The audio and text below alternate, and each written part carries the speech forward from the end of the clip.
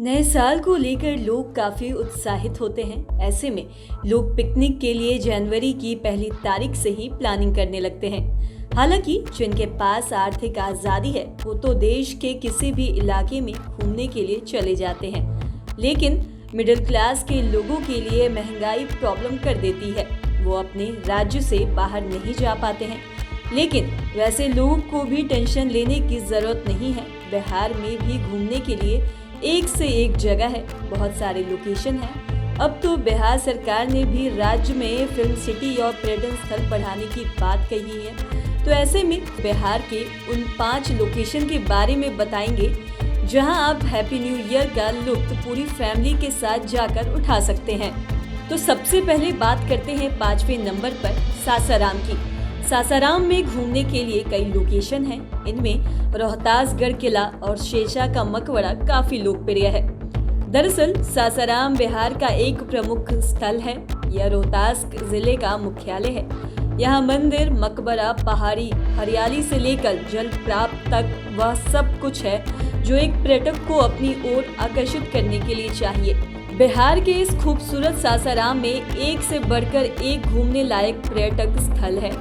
यहाँ की हरियाली, पहाड़ी, किले और कल कल बहती नदियाँ और झरने के बीच आकर आप जिम कॉर्बेट और मसूरी कैंपटी झील को भले भूल जाएंगे, लेकिन आपको विश्वास नहीं होगा कि हम बिहार में हैं। बेशक यहाँ की खूबसूरती में आप खो जाएंगे। इन्हीं लोकेशन में शामिल है रोहतासगढ़ का किला।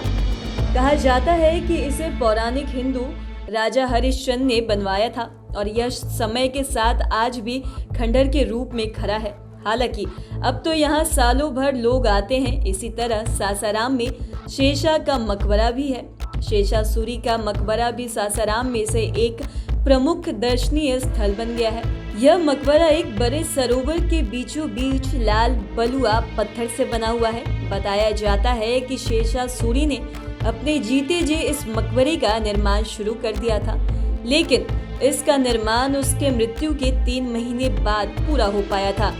खास बात की हिंद इस्लामी वास्तुकला की खूबसूरती के लिए एक मकबरा देश के सबसे सुंदर स्मारकों में से एक है। इतना ही नहीं, यह शहर रोड और रेल मार्ग द्वारा कनेक्टेड और बिहार का यह पर्यटन केंद्र नायब है तथा इतिहास और नेचुरल ब्यूटी के परफेक्ट कॉम्बिनेशन के रूप में इसकी खासियत है। अब बात करते हैं चौथे नंबर की। नए साल पर भागलपुर जोन में भी घूमने के कई लोकेशन हैं। दरअसल बिहार की धरती ऐतिहासिक है। इसके कण कण में इतिहास समाया हुआ है। चाहे तो आप पटना के सराउंडिंग एरिया को देख ले या मगध जोन को निहार ले, भागलपुर जोन भी इससे इतर ही नहीं है और यह धीरे धीरे टूरिस्ट पैलेस बनता जा रहा है। सिल्क सिटी के रूप में फेमस भागलपुर मुख्यालय से लगभग 50 किलोमीटर पूर्व में कहलगांव है। कहलगांव के पास ही अंतिचक गांव में विक्रमशिला विश्वविद्यालय का खंडहर आज भी अपनी कहानी कह रहा है। इसे देखने के लिए केवल देश से ही नहीं बल्कि विदेशों से भी पर्यटक पहुंचते हैं। इसे प्राचीन राजकीय विश्वविद्यालय के रूप में भी जाना जाता है। हालांकि 7वीं शताब्दी से भारत भ्रमण पर आए मशहूर चीनी यात्री हेनशोंग के यात्रा वृत्तांत में विक्रमशिला विश्वविद्यालय का जिक्र नहीं मिलता है। इससे पता चलता है कि उसके बाद इस विश्वविद्यालय की स्थापना की गई थी। कहा जाता है कि इस विश्वविद्यालय की स्थापना पाल वंश के राजा धर्मपाल ने 8वीं सदी के अंतिम वर्षों यानी 9वीं सदी की शुरुआत में की थी। करीब 4 सदियों तक वजूद में रहने के बाद 13वीं सदी की शुरुआत में यह नष्ट हो गया था। आज यह खंडहर पर्यटकों के लिए टूरिस्ट पैलेस बन गया है और इसके अलावा आप भागलपुर मुख्यालय से सटे गंगा तट पर कुप्पा घाट भी घूम सकते हैं। वहीं पूजा पाठ का शौक हो तो फिर भागलपुर के पश्चिम में भी सुल्तानगंज है और यह उत्तर वाहिनी गंगा के लिए फेमस है। गंगा नदी की बीच धारा में अजगौबीनाथ मंदिर है। यहाँ भी लोग काफी संख्या में घूमते हैं। अब बात करते हैं तीसरे नंबर की। नए साल पर मुंगेर में भी घूमने के लिए कई लोकेशन हैं और सब के सब नेचुरल है। सबसे पहले बात करते हैं मीर कशीम किले की। यह मुंगेर में आज भी शान से खड़ा है। इसका इतिहास बंगाल के नवाब मीर कासिम में जुड़ा हुआ है। बंगाल पर जब अंग्रेजों ने आक्रमण किया था तब मीर कासिम ने मुंगेर में गंगा तट पर किला का निर्माण कराया और इसी शहर को अपनी राजधानी बनाया। किला के बाहर चारों तरफ से करीब 30 फीट गहरा गड्ढा है, जो कालांतर में अब पहले जैसा नहीं रहा। कहा जाता है कि इस गड्ढे का निर्माण मीर कासिम ने अंग्रेजों के आक्रमण से बचने के लिए कराया था और किला परिसर में ही मीर कासिम का रेसिडेंस भी था। किला परिसर में ही योगाश्रम है। यह योगाश्रम विश्व की पहली योग यूनिवर्सिटी भी है। इसकी वजह से ही यहाँ सैलानियों का आना जाना लगा रहता है। यह किला आज की डेट में पर्यटन की दृष्टि से बेहद ही महत्वपूर्ण पैलेस हो गया है। और इसके अलावा मुंगेर में ही है भीम बांध और खड़गपुर झील, दोनों ही पूरे बिहार का गौरव है। भीम बांध में तो लोग केवल विंटर सीजन में ही घूमने जाते हैं, जबकि झील पर लोग सालों भर घूमते हैं। कहा जाता है कि भीम बांध का संबंध महाभारत काल से है, जबकि झील का संबंध दरभंगा महाराज के कार्यकाल से है।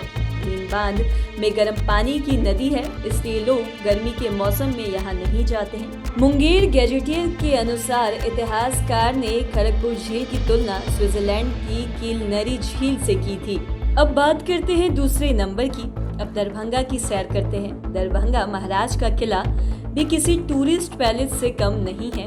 एक जमाने में उनके कायल अंग्रेज भी रहे थे। अपनी शान शौकत के लिए दरभंगा महाराज की कोई शानी ही नहीं है। आज भले ही तेजस के रूप में अपने देश में प्राइवेट ट्रेन शुरू हुई है, लेकिन दरभंगा महाराज उस जमाने में अपने आंगन में ट्रेन को चलवाया था। दरभंगा के महाराज कामेश्वर सिंह अंग्रेजी शासन काल में भी काफी लोकप्रिय थे। इसी की वजह है उन्हें ब्रिटिश हुकूमत की ओर से महाराजाधिराज की उपाधि भी दी गई थी। तभी से महाराजा को महाराजाधिराज के कामेश्वर सिंह कहने की परंपरा शुरू हुई थी।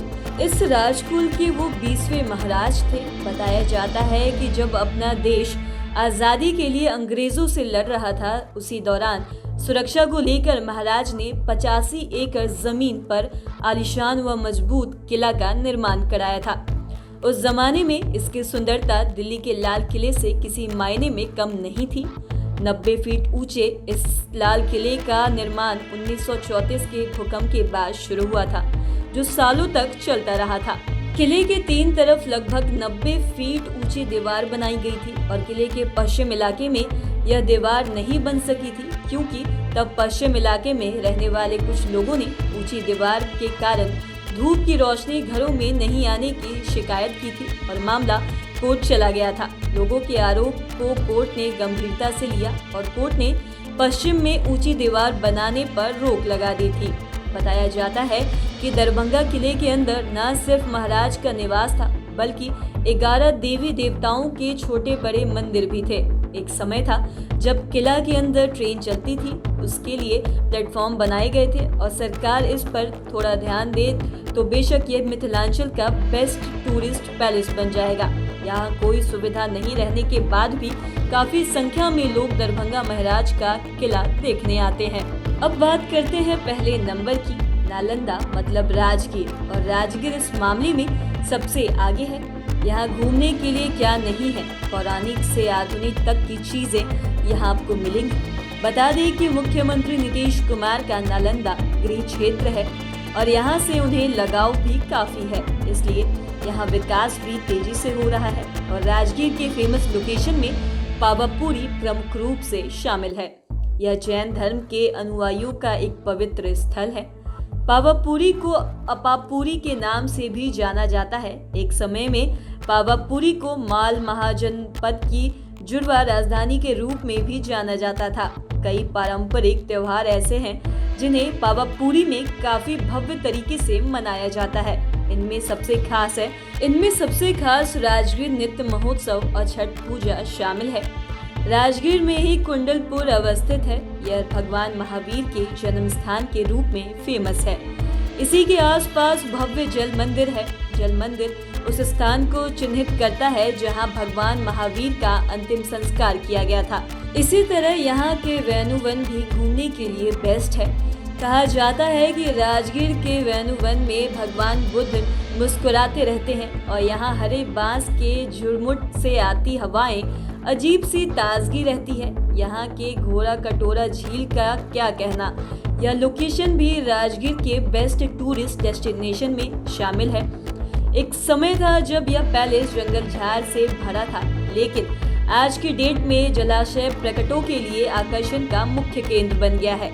यह जलाशय 2 पहाड़ों के बीच स्थित है। खास बात की घोर कटोरा झील में बोटिंग की सुविधा है। जब यहाँ सूरज ढलता है तो झील की सुंदरता और अधिक बढ़ जाती है और मुख्यमंत्री नीतीश कुमार भी कई बार इस झील में नौका विहार कर चुके हैं। इको टूरिज्म की वजह से यहाँ पर पेट्रोल डीजल वाले वाहनों के चलने पर रोक है। आप यहाँ पैदल, साइकिल अथवा टमटम से पूरे इलाके का भ्रमण कर सकते हैं। इसी तरह नेचर सफारी और जू सफारी आप घूम सकते हैं। राजगीर का नेचर सफारी मतलब नेचर यानी प्रकृति के बीच आनंद ही आनंद। सुरक्षा इतनी टाइट कि आप यहाँ के जंगलों में खौफ होकर घूम सकते हैं। इसके लिए 200 से अधिक जवानों की तैनाती की गई है। नेचर सफारी में घूमने व रोमांच के इतने स्पॉट है कि आपको दिन भर लग जाएगा, लेकिन मन नहीं भरेगा।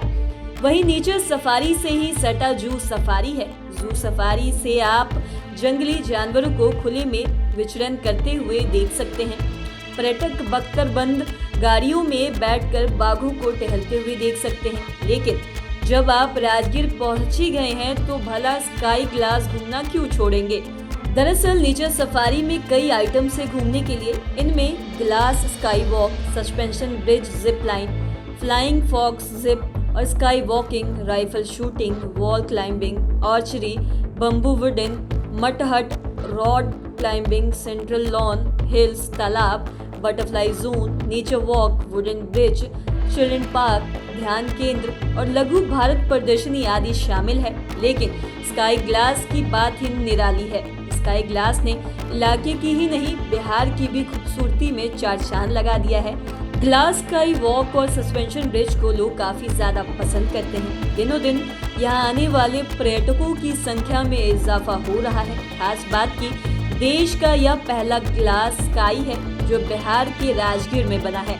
और समय मिले तो लगे हाथ आप नालंदा विश्वविद्यालय भी घूम सकते हैं। इस विश्वविद्यालय में पूरा इतिहास छुपा हुआ है। तो आपने बिहार के प्रमुख 5 जिलों के लोकेशन के बारे में जाना। वैसे बिहार का हर जिला ही ऐतिहासिक है।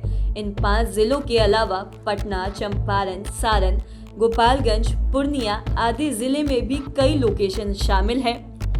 फिलहाल इस वीडियो में इतना ही। अगर अभी तक आपने हमारे YouTube चैनल को सब्सक्राइब नहीं किया है तो तुरंत कर लीजिए।